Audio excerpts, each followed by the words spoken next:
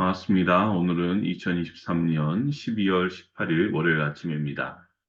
오늘 하나님 주신 말씀 보겠습니다. 하나님 주신 말씀은 구약성경 6기 38장 39절부터 39장 30절 말씀입니다. 우리 큰 성경으로는 구약 899면부터 901면, 작은 건 구약 733면부터 735면에 있는 욥기 38장 39절부터 39장 30절 말씀입니다. 38장 39절부터 41절까지는 제가 읽습니다. 내가 사자를 위하여 먹이를 사냥하겠느냐? 젊은 사자의 식욕을 채우겠느냐? 그것들이 굴에 엎드리며 숲에 앉아 숨어 기다리느니라. 까마귀 새끼가 하나님을 향하여 부르짖으며 먹을 것이 없어서 호적거릴 때 그것을 위하여 먹이를 마련하는 이가 누구냐? 욥기 39장. 너는 산에 사는 염소가 언제 새끼를 치는지 아느냐? 들사슴이 새끼를 낳는 것을 지켜본 일이 있느냐? 들사슴이 몇 달 만에 만삭이 되는지 아느냐? 언제 새끼를 낳는지 아느냐? 언제 부풀려서 새끼를 낳는지를 아느냐? 낳은 새끼를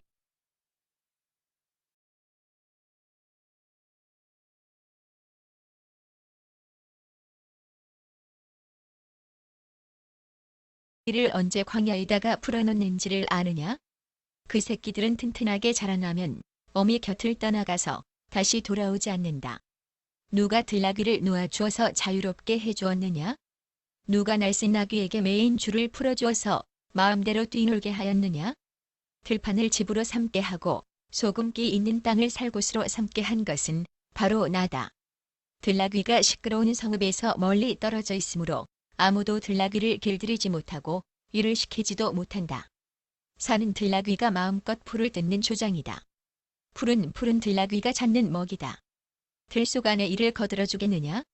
들속 안에 외양간에서 잠을 자겠느냐? 내가 들소에게 쟁기를 메어 주어서 밭을 갈게 할 수 있느냐? 들소들이 내 말을 따라서 밭을 갈겠느냐? 들소가 힘이 센 것은 사실이지만 내가 하기 힘든 일을 들소에게 떠맡길 수 있겠느냐? 들소가 심은 것을 거두어 들여서 타작 마당에 쌓아줄 것 같으냐? 타조가 날개를 재빠르게 치기는 하지만 황새처럼 날지는 못한다. 타조가 땅바닥에다가 알을 낳는 것은 흙이 그 알을 따스하게 해주기를 바라기 때문이다. 그러나 그 알이 발에 밟혀서 깨어질 수 있음을 알지 못한다. 들짐승이 그 알을 짓밟을 수도 있음을 알지 못한다. 타조는 알을 거칠게 다루기를 마치 제가 낳은 알이 아닌 것 같이 하고 알을 낳는 일에 헛수고가 되지나 않을까 하고 걱정도 하지 못하니 이것은 나 하나님이 타조를 어리석은 짐승으로 만들고 지혜를 주지 않았기 때문이다.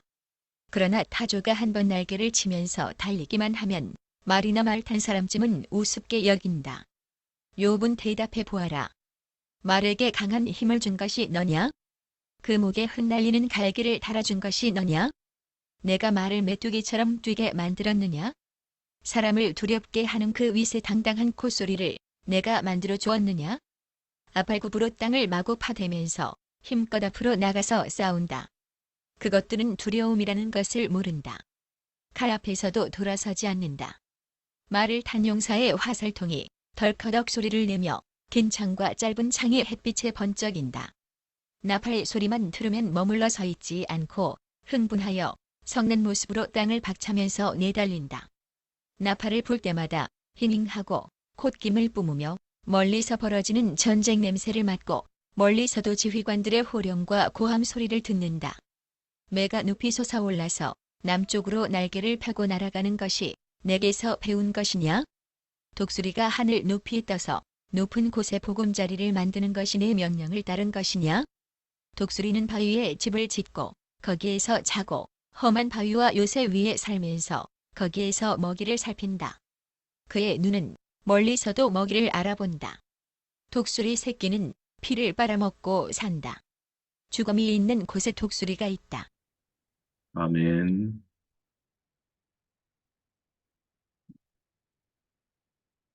오늘 말씀은 마치 동물의 왕국을 시청하는 듯한 직접 뭐 그림을 보거나 그런 건 아니지만 여기 나오는 설명을 보면 어떻게 이렇게 마치 동물의 왕국에 오랫동안 기다려서 동물의 어떤 습관이나 생활을 관찰한 것 같은 그러한 내용이 담겨져 있습니다. 오늘 말씀에는 하나님께서 지으신 피조물 가운데 특별히 사자, 까마귀, 염소, 들나귀, 뭐 또 들, 사슴, 타조, 말 이런 여러 짐승들에 대해서 소개합니다. 그리고 그들을 통해서 우리가 하나님의 섭리를 또 하나님의 지혜까지도 보게 만듭니다. 그러니까는 우리 바로 앞에 나오는 말씀에서 보면 하나님께서 비와 뭐 우박과 번개 뭐 이런 자연 현상 혹은 천체를 통해서 역사하시는 하나님의 주권과 섭리가 이제는 동물의 세계에도 그대로 적용된다는 것을 우리에게 보여주고 있다는 것이죠. 그래서 이건 왜 그렇습니까? 하나님께서 눈에 보이는 동물들의 습성과 특성조차 우리가 온전히 깨닫지 못하거든요. 왜 저러지? 왜 새가 저렇게 뭘 하지? 왜 저 동물은 왜 맨날 주둥이로 땅을 파는 거지? 눈에 보긴 하지만 왜 그런지를 잘 몰라요. 잘 알지 못해요. 자, 이걸 보면서 뭐예요? 우리가 인간의, 즉 만물의 영장이라고 하는 인간이 만나는, 인간이 겪게 되는 여러 고난, 또 이런 인간의 문제 속에 담긴 하나님의 깊고 오묘한 뜻과 섭리를 우리가 온전히 다 이해하고 안다는 것은 거의 불가능에 가깝다는 겁니다. 그래서 오늘 하나님께서는 욥에게 이러한 여러 동물들의 모습을 통해서 그들의 그 동물들의 살아가는 모습 속에 나타나는 하나님의 창조의 섭리를 보게 만드셨다는 것. 그래서 이게 우리 인생에 언제든지 닥쳐올 수 있는, 또 이미 욕 같은 거 이미 그런 닥쳐온 시련과 어려움들을 하나님의 주권과 하나님의 섭리를 믿는 믿음으로 잘 이겨내도록 하신다는 겁니다. 자, 그러면 도대체 하나님 동물에 대해서 뭐라고 말씀하셨는지 성경은 굉장히 자세하게 얘기하는데 우리가 그걸 다 자세하게 살필 수는 없고 몇 가지 간략하게 좀 생각해 보겠습니다. 먼저 욥기 38장 39절부터 41절에서는 사자부터 까마귀에 이르기까지 어느 것 하나 제대로 그들의 습성을 모르는 우리 인간의 한계에 대해서 말씀합니다.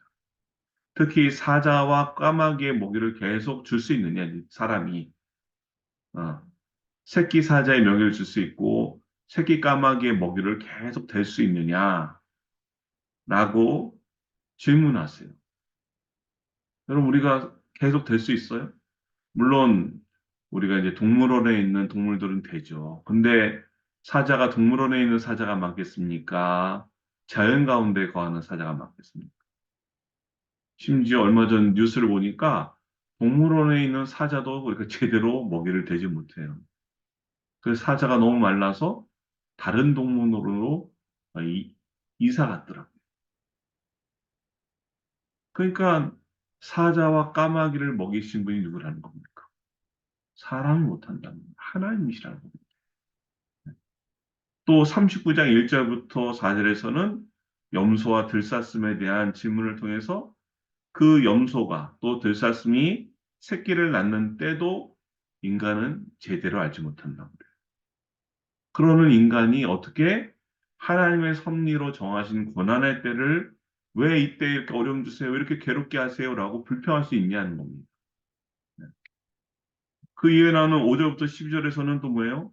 사람이 길들이지 못하는, 그래서 자유롭게 다니는 들나귀와 들소의 습성에 대한 질문을 통해서 그들을 자유롭게 풀어놓으시면서도 또 그 자연 속에서 그 들나귀와 들소를 돌보시는 하나님의 주권적인 능력을 우리에게 알려주고 계십니다. 근데 우리 어때요? 들소와 들나귀를 길들이지 못해요. 뭐 길들일 수 있겠죠. 하지만 모든 들나귀와 모든 들소를 길들이지 못한다는 거예요. 이게 우리 인간의 한계라는 거죠. 이 또한 피조물인 우리가 이러한 하나님의 주권적 섭리와 능력 아래 살아가고 있다라는 것을 우리에게 말씀해 줍니다.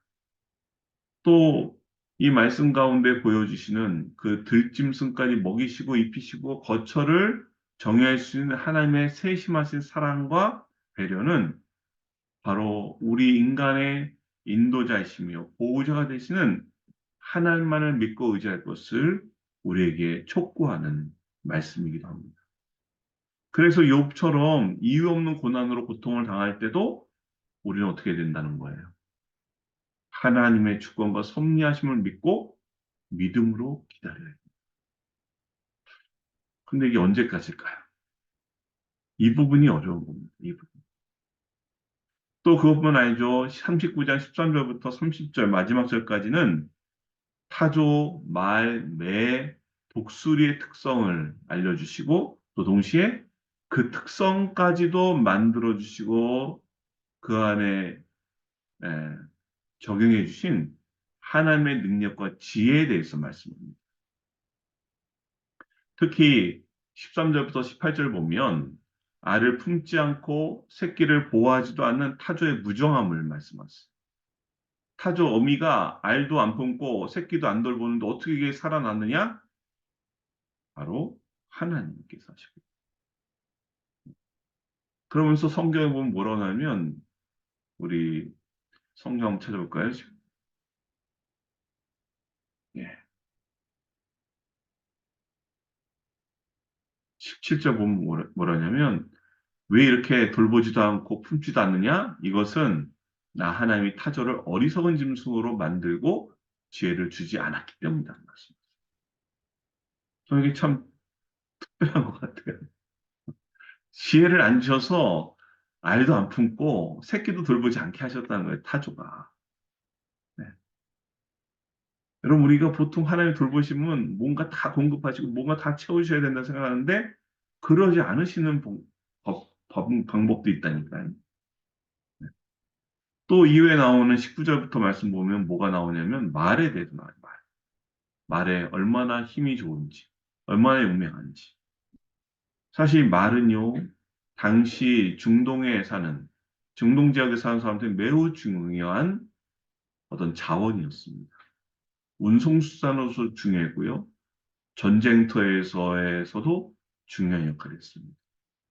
그럼 하나님이 이런 힘센 말의 속성을 누가 줬냐? 너네가 줬냐? 아니, 내가 줬다. 그러세요.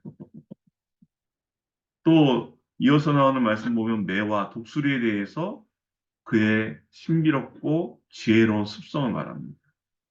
이 말은 결국 뭡니까? 정말 우리가 하찮게 여기는 미물이라고 여기는 짐승 하나하나조차도 우연히 존재하는 것은 아무것도 없다는 거예요.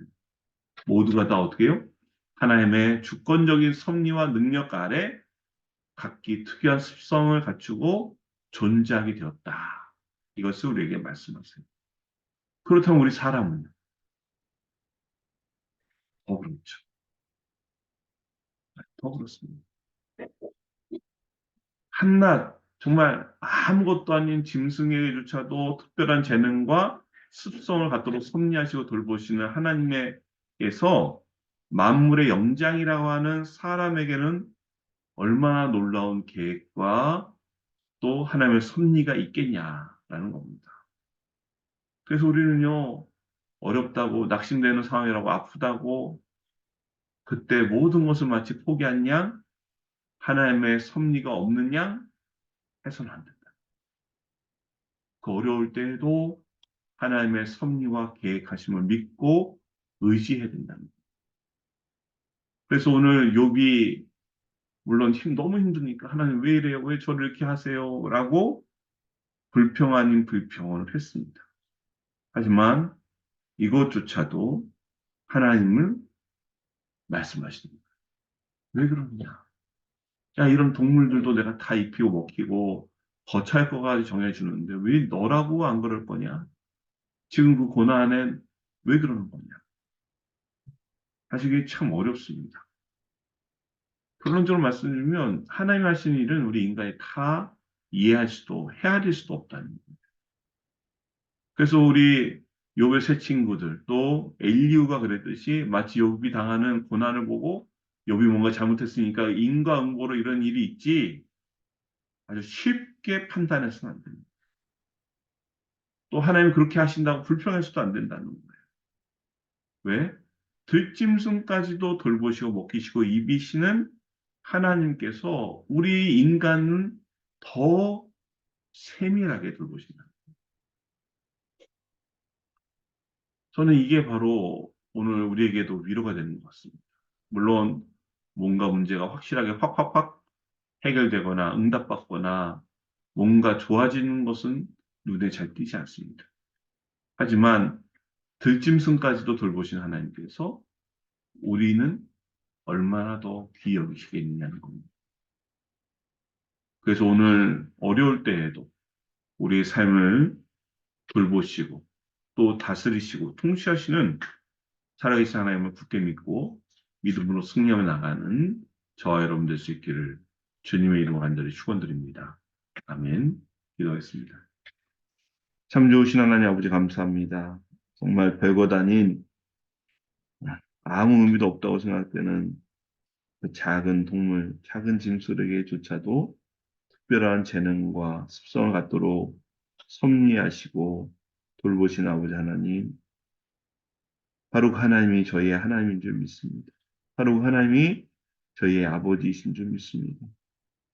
그 하나님 아버지께서 저를 얼마나 사랑하시고 얼마나 귀히 여기시며 얼마나 세밀한 손길과 섭리로 저희를 돌보시는지 저희가 바라볼 수 있는 믿음의 눈을 허락하여 주시옵소서. 저희가 하나님의 섭리를 이해하지 못해 하나님 원망하는 마음이 들 때가 없지 않아 있습니다.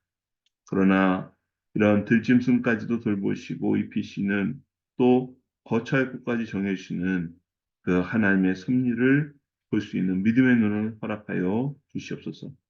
그래서 하나님의 형상을 닮은 저희를 하나님께서 얼마나 사랑하시고 얼마나 귀히 여기시며 돌보시는지 저희들을 바라보고 지금 혹여 그러지 않은 것 같아서 낙심될 때에도 반드시 그렇게 하실 하나님을 믿고 바라볼 수 있는 믿음의 눈을 허락하여 주시옵소서.